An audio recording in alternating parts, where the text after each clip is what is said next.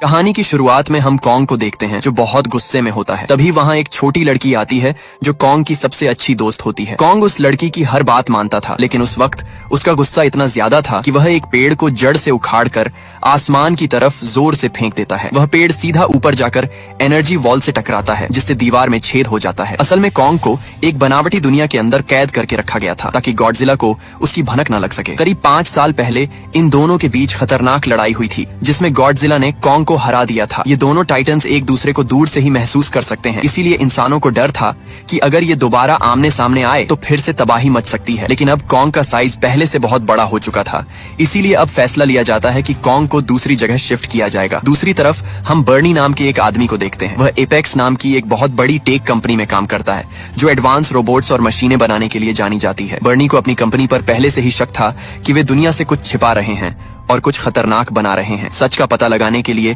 वह कंपनी का secret data चुराने की कोशिश करता है, जहां उसे पता चलता है कि कंपनी किसी बहुत बड़े और गुप्त प्रोजेक्ट को हांगकांग भेजने की तैयारी कर रही है। तभी अचानक वहां खतरे का सायरन बजने लगता है। ये इशारा था कि गॉडजिला पास आ चुका है। देखते ही देखते गॉडजिला समंदर की लहरों को चीरते हुए बाहर निकलता है और सामने आने वाली हर चीज को तहस नहस करना शुरू कर देता है। वहां मौजूद लोग दंग रह जाते हैं, क्योंकि गॉडजिला तो हमेशा इंसानों का रक्षक रहा है, तो फिर आज वह सबको मार क्यों रहा है। गॉडजिला अपनी न्यूक्लियर पावर का इस्तेमाल करके पूरी एपेक्स कंपनी को जलाकर राख कर देता है। ये खबर पूरी दुनिया में आग की तरह फैल गई कि गॉडजिला वापस आ गया है, लेकिन इस बार वह एक रक्षक नहीं बल्कि एक विलेन की तरह बर्ताव कर रहा है। एपेक्स कंपनी का मालिक टीवी पर आकर कहता है कि गॉडजिला अब बेकाबू हो चुका है और वे जल्द ही एक ऐसी मशीन तैयार कर लेंगे जो उसे रोक सकेगी। इस न्यूज को मेडिसन नाम की लड़की भी देख रही होती है, जिसे पूरा यकीन था कि गॉडजिला बिना किसी वजह के हमला नहीं कर सकता। इसके पीछे पक्का एपेक्स कंपनी की ही कोई साजिश है। अपनी बात साबित करने के लिए मेडिसन अपने पिता के पास जाती है और उन्हें समझाने की कोशिश करती है कि गॉडजिला को पक्का उकसाया गया है, लेकिन उसके पिता उसकी बात नहीं मानते। वे कहते हैं कि ये टाइटन्स भी इंसानों की तरह ही होते हैं, जिनका मूड कभी भी बदल सकता है, और अब गॉडजिला रक्षक नहीं बल्कि विलन बन चुका है। पिता की बातों से निराश होकर मेडिसन वहां से निकल जाती है और उस हैकर बर्नी की ऑनलाइन ऑडियो सुनने लगती है। वह हैकर गॉडजिला और एपेक्स कंपनी के बारे में कुछ अजीब और चौंकाने वाले राज बता रहा था। मेडिसन उसी वक्त फैसला कर लेती है कि वह उस हैकर को ढूंढ कर रहेगी, ताकि पता चल सके कि गॉडजिला ने आखिर उस कंपनी को ही निशाना क्यों बनाया। दूसरी तरफ एपेक्स कंपनी का मालिक वॉल्टर मशहूर साइंटिस्ट नेथन से मिलने पहुंचता है। वॉल्टर उन्हें बताता है कि उनका हॉलो अर्थ वाला आइडिया बिल्कुल सच था। नेथन ने पहले एक किताब लिखी थी जिसमें उन्होंने दावा किया था कि हमारी जमीन के नीचे एक और छिपी हुई दुनिया है, जहां से इन टाइटन्स को अपनी असली ताकत मिलती है। वॉल्टर उन्हें लालच देता है कि अगर वे वहां पहुंच गए तो उन्हें एक ऐसी पावर मिलेगी जिससे वे गॉडजिला को हमेशा के लिए रोक सकेंगे। इसी दौरान वॉल्टर नेथन को अपने खास आदमी से मिलवाता है, जो इस खतरनाक मिशन में उनके साथ जाने वाला था। उसके बाद वॉल्टर नेथन को बताता है कि उनकी टीम ने हॉलो अर्थ के अंदर ऊर्जा का एक ऐसा खजाना ढूंढ निकाला है जो पूरी दुनिया को बदल सकता है। नेथन ये सब सुनकर हैरान था, लेकिन उसे एक बात का डर था कि कुछ साल पहले उसके भाई ने भी वहां जाने की कोशिश की थी, लेकिन वहां की अजीबोगरीब ग्रेविटी की वजह से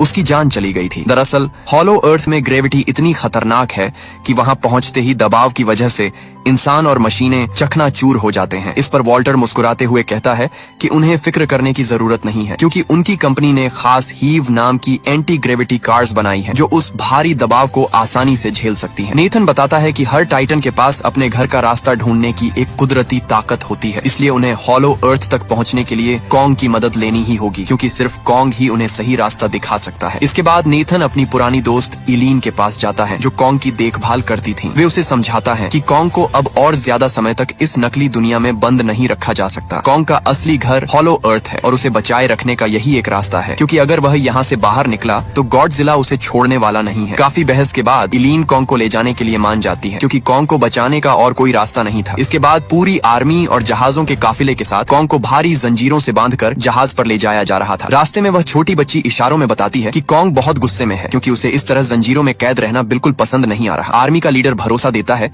कि वे गॉडजिला की नजरों से बचकर निकल जाएंगे। डॉक्टर भी जानती थी कि गॉडजिला और कॉन्ग की दुश्मनी सदियों पुरानी है। ये दोनों ही खुद को इस दुनिया का असली राजा समझते हैं, और अगर ये टकराए तो समंदर के बीच ऐसी तबाही मचेगी जिसे कोई रोक नहीं पाएगा। दूसरी तरफ मेडिसन अपने दोस्त के साथ उस हैकर बर्नी के पास पहुंच जाती है। बर्नी उन्हें बताता है कि उसे शक था कि एपेक्स कंपनी छुपके से कोई ऐसी चीज बना रही है जो गॉडजिला को चुनौती दे रही है, और शायद गॉडजिला को इसी बात का पता चल गया है इसीलिए उसने कंपनी पर हमला किया होगा। दूसरी तरफ समंदर में जहाजों पर अचानक सायरन बजने लगता है। वह छोटी बच्ची घबराकर इशारा करती है कि गॉडजिला आ रहा है। गॉडजिला की मौजूदगी महसूस करते ही सब समझ जाते हैं कि अब जंग को टाला नहीं जा सकता। गॉडजिला समंदर की गहराई से बाहर आता है और रास्ते में आने वाली शिप को खिलौने की तरह चीरते हुए सीधा कॉन्ग की तरफ बढ़ता है। कॉन्ग अभी भी भारी जंजीरों में जकड़ा हुआ था, इसलिए आर्मी उसे बचाने के लिए गॉडजिला पर रॉकेट और मिसाइलों से हमला कर देती है। लेकिन गॉडजिला पर इनका जरा भी असर नहीं होता। वह हवा में उड़ रहे प्लेन्स को तबाह कर देता है। गॉडजिला गुस्से में आर्मी के जहाजों को नष्ट करने लगता है। उसके बाद सीधा कॉन्ग के जहाज को टक्कर मारता है और उसे समंदर के बीचों बीच पलट देता है। कॉन्ग यह देखते ही एक जहाज से दूसरे जहाज पर छलांग लगाते हुए गॉडजिला के सामने पहुंच जाता है और उसके चेहरे पर एक जोरदार मुक्का जड़ता है। गॉडजिला भी पलटकर हमला करता है, जिससे कॉन्ग नीचे गिर जाता है। लेकिन कॉन्ग तुरंत उठकर गॉडजिला पर वार करता है, जिससे गॉडजिला दूर जाकर गिरता है। अब गॉडजिला बहुत ज्यादा गुस्सा हो जाता है। वह न्यूक्लियर पावर से हमला करने की कोशिश करता है, लेकिन कॉन्ग खतरे को भांप लेता है और अपनी जान बचाने के लिए फौरन पानी में कूद जाता है। मौका देखकर गॉडजिला कॉन्ग को पानी के अंदर खींच लेता है। गॉडजिला तो समंदर का राजा था और पानी के अंदर भी आराम से सांस ले सकता था, लेकिन कॉन्ग के लिए यह मुश्किल था। पानी के अंदर दम घुटने की वजह से कॉन्ग कमजोर पड़ रहा था। गॉडजिला उसे खत्म करने के लिए खींचते हुए समंदर की गहराई में ले जाने लगा। यह देखकर एलीन चिल्लाई कि हमें तुरंत कॉन्ग की मदद करनी चाहिए, वरना वह मारा जाएगा। आर्मी के लोग एक साथ कई मिसाइलें पानी के अंदर छोड़ देते हैं, जिससे हुए धमाकों की वजह से गॉडजिला की पकड़ ढीली हो जाती है और कॉन्ग पानी से बाहर आ जाता है। तभी नेथन समझदारी दिखाते हुए ऑर्डर देता है कि जहाजों के सारे इंजन और मशीनें तुरंत बंद कर दी जाएं। वे चाहते थे कि गॉडजिला को यह लगे कि उसकी जीत हो चुकी है और अब कोई जिंदा नहीं बचा। जैसे ही सब कुछ शट डाउन होता है, गॉडजिला एक बार गुस्से में कॉन्ग की तरफ देखता है और उसे मरा हुआ समझकर वहां से चला जाता है। आइलीन को डर था कि अगर जहाज दोबारा शुरू किए तो गॉडजिला फिर लौट आएगा। इस पर नेथन कहता है कि अब हम समंदर के रास्ते नहीं बल्कि कॉन्ग को हवा के रास्ते हेलीकॉप्टर्स की मदद से ले जाएंगे। दूसरी तरफ मैडिसन अपने दोस्तों के साथ चुपके से एपेक्स कंपनी के हेडक्वार्टर में घुस जाती है। वहां उन्हें स्कल क्रॉलर्स के बहुत सारे बड़े बड़े अंडे मिलते हैं, जिन्हें कंपनी ने किसी गुप्त काम के लिए रखा था। अभी वे उन अंडों को देख ही रहे थे कि अचानक उस जगह का दरवाजा लॉक हो जाता है। असल में वे एक हाई स्पीड ट्रांसपोर्ट पॉड में फंस गए थे, जो उन्हें उन अंडों के साथ बड़ी तेजी से जमीन के नीचे बने रास्तों से हांगकांग की तरफ ले जाने लगती है। दूसरी तरफ आर्मी हेलीकॉप्टर्स की मदद से कॉन्ग को एंटार्क्टिका के उस रास्ते तक पहुंचा देती है जो सीधा हॉलो अर्थ की तरफ जाता था। वहां पहुंचकर वे कॉन्ग को उस गुफा के अंदर जाने का इशारा करते हैं, लेकिन कॉन्ग वहां जाने से साफ मना कर देता है। तब नेथन उस छोटी बच्ची की मदद लेता है। बच्ची इशारों में कॉन्ग को समझाती है कि उस गुफा के पार उसका असली घर है। बच्ची के कहने पर कॉन्ग आखिरकार गुफा के अंदर छलांग लगा देता है। कॉन्ग के पीछे पीछे ये लोग भी अपनी एंटी ग्रेविटी कारों के साथ निकल पड़ते हैं। हॉलो अर्थ पहुंचते ही उन्हें एक ऐसी अद्भुत दुनिया दिखाई देती है जहां सब कुछ उल्टा पुल्टा था। एंटी ग्रेविटी कारों की वजह से वे वहां के खतरनाक दबाव से बच जाते हैं। उस दुनिया में कदम रखते ही कई डरावने मॉन्स्टर उन पर हमला कर देते हैं। एक उड़ता हुआ मॉन्स्टर आगे चल रही कार को दबोच लेता है और जब उस बच्ची पर हमला करने ही वाला होता है कि तभी कॉन्ग फुर्ती से उसे पकड़ लेता है और बड़ी बेरहमी से उसे पटक पटक कर मार डालता है। इसके बाद कॉन्ग तेजी से अपने घर की तलाश में आगे बढ़ता है और बाकी सब उसके पीछे पीछे जाते हैं। दूसरी तरफ मैडिसन और उसके दोस्त उसी मशीन के जरिए हांगकांग की सीक्रेट लैब में पहुंच जाते हैं। वहां उन्हें पता चलता है कि गॉडजिला को खत्म करने के लिए कंपनी ने लोहे का गॉडजिला तैयार किया है, जिसका नाम मेचा गॉडजिला था। मेचा गॉडजिला को रेन सेरिजावा नाम का आदमी अपने दिमाग के जरिए कंट्रोल कर रहा था। ये देखकर मैडिसन और बर्नी को समझ आता है कि गॉडजिला ने आखिर क्यों इस कंपनी पर हमला किया था। मेचा गॉडजिला की ताकत को परखने के लिए उसके सामने स्कल क्रॉलर को छोड़ दिया जाता है। मेचा गॉडजिला अपनी लेजर बीम का इस्तेमाल करता है और पल भर में उस जीव के 2 टुकड़े कर देता है। लेकिन समस्या यह थी कि मेचा गॉडजिला को पूरी तरह चलाने के लिए जितनी पावर चाहिए थी वह कंपनी के पास नहीं थी। वह खास एनर्जी सिर्फ हॉलो अर्थ में ही मिल सकती थी और यही वजह थी कि कंपनी का मालिक उस पावर को ढूंढ रहा था ताकि वह मेचा गॉडजिला को हमेशा के लिए जिंदा कर सके। जैसे ही मेचा गॉडजिला को थोड़ी देर के लिए टेस्ट किया जाता है, गॉडजिला को उसकी भनक लग जाती है। वह समझ जाता है कि कोई उसे चुनौती दे रहा है और वह तुरंत हांगकांग की तरफ बढ़ने लगता है। दूसरी तरफ हॉलो अर्थ की दुनिया किसी सपने जैसी खूबसूरत थी। वहां का असली खजाना यानी एनर्जी सोर्स एक विशाल महल जैसे पहाड़ के अंदर छिपा था। कॉन्ग उस पहाड़ के पास पहुंचता है, उसके भारी दरवाजे को खोलता है। वहां कॉन्ग को अपनी कुल्हाड़ी मिलती है। ये कोई मामूली कुल्हाड़ी नहीं थी, बल्कि इसे गॉडजिला जैसे ही एक टाइटन की पीठ के कांटे से बनाया गया था। कॉन्ग उस कुल्हाड़ी को लेकर वहां के सिंहासन पर राजा की तरह बैठ जाता है। इधर गॉडजिला हांगकांग पहुंच चुका था, जिसे देखकर लोग अपनी जान बचाने के लिए भागने लगते हैं। तभी कॉन्ग को वहां वह जादुई एनर्जी सोर्स मिल जाता है। जैसे ही वह अपनी कुल्हाड़ी को उस एनर्जी पर रखता है, उसकी कुल्हाड़ी चार्ज होकर नीली रोशनी से चमकने लगती है और पहले से कहीं ज्यादा शक्तिशाली खाली हो जाती है। गॉडजिला को नीचे जमीन में हलचल महसूस होती है। वह गुस्से में अपनी न्यूक्लियर पावर सीधा जमीन पर मारता है, जो धरती की परतों को चीरती हुई हजारों मील नीचे सीधे कॉन्ग के पास जा पहुंचती है। कंपनी की मालकिन माया, जो इन लोगों के साथ हॉलो अर्थ आई थी, चालाकी से उस पावरफुल एनर्जी का डेटा अपनी कंपनी को भेज देती है ताकि मेचा गॉडजिला को पूरी तरह एक्टिवेट किया जा सके। इलीन उसे ऐसा करने से मना करती है, लेकिन वह किसी की नहीं सुनती। तभी गॉडजिला की न्यूक्लियर बीम वहां तक पहुंच जाती है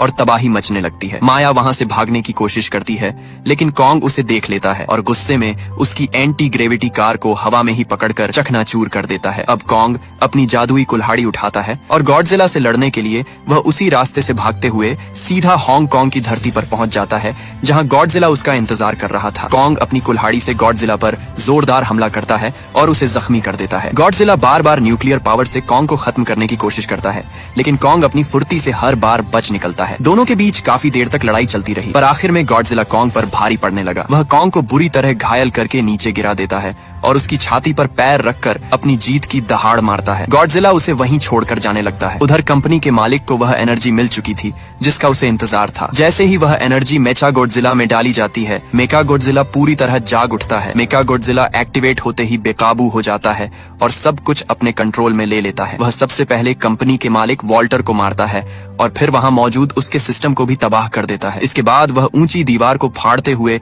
मॉन्स्टर की तरह बाहर निकल आता है। गॉडजिला जैसे ही इस मेचा गॉडजिला को देखता है, वह उससे लड़ने के लिए आगे बढ़ता है और दोनों के बीच लड़ाई शुरू हो जाती है। लेकिन मेका गॉडजिला की ताकत और उसकी मिसाइलों के आगे असली गॉडजिला टिक नहीं पा रहा था। मेका गॉडजिला उसे बेरहमी से मारता है और जमीन पर गिरा देता है। दूसरी तरफ मैडिसन और बर्नी मेका गॉडजिला को रोकने की कोशिश करते हैं, लेकिन सिस्टम लॉक होने की वजह से वे कुछ नहीं कर पाते। इधर कॉन्ग की हालत बहुत खराब थी। वह अपनी आखिरी सांसें ले रहा था। वह छोटी बच्ची जब कॉन्ग के सीने पर हाथ रखती है तो उसे महसूस होता है कि कॉन्ग की धड़कनें धीरे धीरे रुक रही हैं। नेथन समझ जाता है कि कॉन्ग को बचाने के लिए उसके दिल को एक जबरदस्त इलेक्ट्रिक शॉक देना होगा। वो अपनी एंटी ग्रेविटी कार को कॉन्ग के सीने पर ब्लास्ट करता है, जिससे एक बड़ा धमाका होता है और कॉन्ग की रुकी हुई धड़कनें फिर से शुरू हो जाती हैं। वह बच्ची इशारों में कॉन्ग को समझाती है कि गॉडजिला दुश्मन नहीं बल्कि दोस्त है और इस वक्त उसे मदद की जरूरत है। कॉन्ग तुरंत गॉडजिला की जान बचाने के लिए दौड़ पड़ता है। मेचा गॉडजिला अपनी खतरनाक लेजर से गॉडजिला को खत्म करने ही वाला था कि तभी कॉन्ग वहां पहुंच जाता है और गॉडजिला को बचा लेता है। गॉडजिला फौरन समझ जाता है कि मेचा गॉडजिला को हराने के लिए उसे और कॉन्ग को साथ मिलकर लड़ना होगा, लेकिन मेचा गॉडजिला इतना पावरफुल था